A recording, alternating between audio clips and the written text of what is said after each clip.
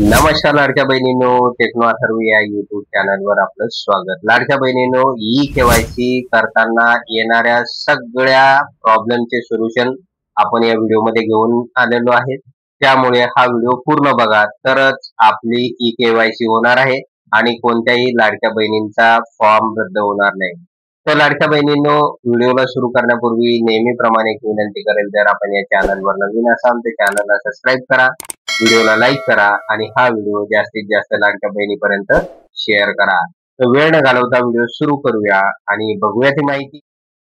तर बघा लाडक्या बहिणींनो, 17 सप्टेंबर 2025 ला महाराष्ट्र शासनाने मुख्यमंत्री माझी लाडकी बहीण योजनेसंदर्भात जी आर काढलेला आहे आणि या जी आर नुसार सगळ्या लाडक्या बहिणींना आता ई केवायसी करणे कंपल्सरी करण्यात आलेलं आहे, अनिवार्य करण्यात आलेलं आहे. तर बऱ्याच लाडक्या बहिणींची आता तारांबळ उडालेली आहे. लाडक्या बहिणी ज्यावेळेस मुख्यमंत्री माझी लाडकी बहीण योजनेच्या वेबसाईटवर जातात आणि ई केवायसी करण्याचा प्रयत्न करतात, तर त्या ठिकाणी अनेक सारे प्रॉब्लेम येताना दिसून येतात. तर लाडक्या बहिणींनो, बघूया त्या प्रॉब्लेमचे सोल्युशन काय काय आहे. तर बघा लाडक्या बहिणींनो, स्क्रीनवर आपल्याला हा प्रॉब्लेम दिसत आहे की बऱ्याच लाडक्या बहिणींना ई केवायसी करताना आधार नंबर जरी टाकला तरी ओटीपी येत नाही.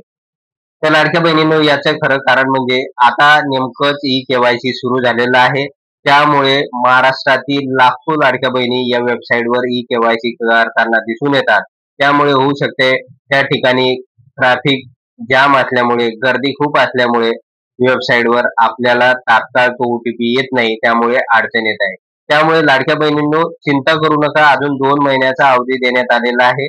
त्यामुळे टप्प्याटप्प्यानं आपण ई केवायसी करा, म्हणजे लगेच घाई करू नका आणि शक्यतो रात्री 11 नंतर ई केवायसी करण्याचा प्रयत्न करा, म्हणजे आपल्याला लगेच ओटीपी येईल आणि सहजपणे आपल्याला ई केवायसी करता येईल.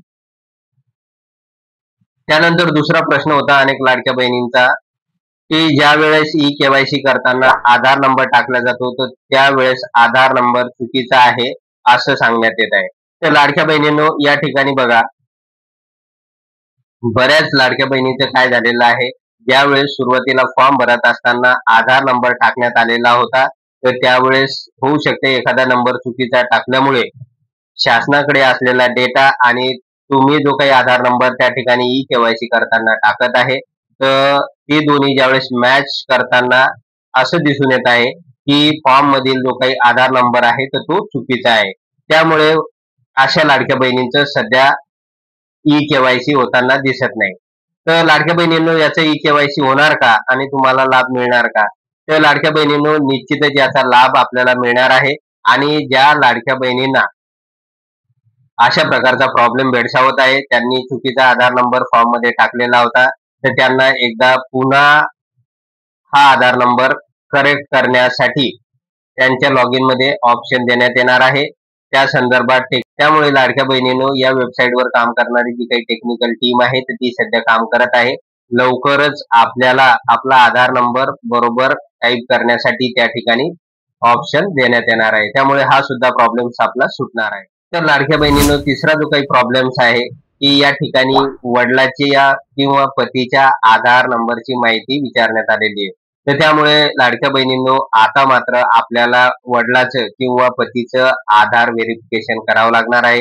कारण शासन यातून माहिती गोळा करत आहे की कोणत्या लाडक्या बहिणी अशा आहेत की ज्यांचे पती किंवा वडील हे शासकीय कर्मचारी आहे किंवा निवृत्त कर्मचारी आहे. त्यामुळे होऊ शकतो या ठिकाणी बऱ्याच लाडक्या बहिणींना ही अडचण येत आहे. आणि दुसरी गोष्ट म्हणजे अनेक लाडक्या बहिणी अशा आहेत की ज्यांचे पती किंवा वडील हयात नाही, तर त्यांनी नेमकं काय करायचं? तर लाडक्या बहिणींनो, शासनाकडून लवकरच आपल्याला या संदर्भात सुद्धा एक सोल्युशन प्रोव्हाइड केलं जाणार आहे, उत्तर दिलं जाणार आहे. त्यामुळे चिंता करू नका. ज्यांचे वडील किंवा पती हयात नाही, तर त्यांना सुद्धा या ठिकाणी एक नवीन ऑप्शन दिला जाईल. त्यामुळे त्यांचं सुद्धा ई केवायसी पूर्ण होणार आहे. त्यामुळे याचंही सोल्युशन लवकरच आपल्याला मिळेल. आणि त्यानंतर एक महत्वाचा प्रश्न समोर येत आहे की आधार नंबर योजनेच्या पात्र यादीत नाही, तर अशा प्रकारचा मेसेज किंवा प्रॉब्लेम अनेक लाडक्या बहिणींना येत आहे. तर लाडक्या बहिणींनो, असा जर प्रॉब्लेम येत असेल की म्हणजे हा आधार नंबर या योजनेच्या पात्र लाभार्थ्यांच्या यादीत नाही, तर आपला फॉर्म रिजेक्ट करण्यात आलेला आहे, आपला फॉर्म रद्द करण्यात आलेला आहे. म्हणजे लाडकी बहीण योजनेसाठी ज्या काही 5 पात्रता देण्यात आलेल्या होत्या, तर एकतर आपण महाराष्ट्र राज्याचे रहिवासी आहेत किंवा नाही, त्यानंतर आपले उत्पन्न म्हणजे आपल्या कुटुंबाचे उत्पन्न 2.5 लाखाच्या आत असावे, त्याचबरोबर आपल्या घरातील कोणताही व्यक्ती सरकारी नोकरीमध्ये किंवा पेन्शन घेत नसावा, त्याचबरोबर आपल्याकडे 4 चाकी वाहन नसावं. तर या काही महत्वाच्या अटी होत्या. तर त्या अटीत आपण बसत नसल्यामुळे आपल्या डॉक्युमेंटचं अगोदरच व्हेरिफिकेशन झालेलं आहे आणि पडताळणीमध्ये आपण अपात्र ठरलेले असल्यामुळे आपला जो काही आधार नंबर आहे, तर या योजनेच्या पात्र यादीत नसल्याचे या ठिकाणी सांगण्यात आलेलं आहे. तर चुकीनं काही लाडक्या बहिणींना अपात्र सुद्धा करण्यात आलेलं आहे, अशी माहिती मिळालेली आहे. तर अशा लाडक्या बहिणींनी नेमकं काय करायचंय? तर लाडक्या बहिणींनो, आपल्याला काय करायचं आहे, महिला व बाल विकास विभागाचं जिल्ह्याच्या ठिकाणी जे काही कार्यालय आहे, तर त्या ठिकाणी जाऊन एक निवेदन द्यायचं आहे, अर्ज करायचा आहे, की चुकीने माझं जे काही या योजनेचा लाभ बंद झालेला आहे आणि माझा अर्ज रद्द करण्यात आलेला आहे. आणि त्यानंतर त्यासाठी आवश्यक असणारे सगळे डॉक्युमेंट सोबत त्या अर्जाला जोडा आणि तो अर्ज महिला व बाल विकास विभागाचे जे काही जिल्ह्याच्या ठिकाणी असलेलं कार्यालय आहे, तर त्या ठिकाणी तो जमा करा.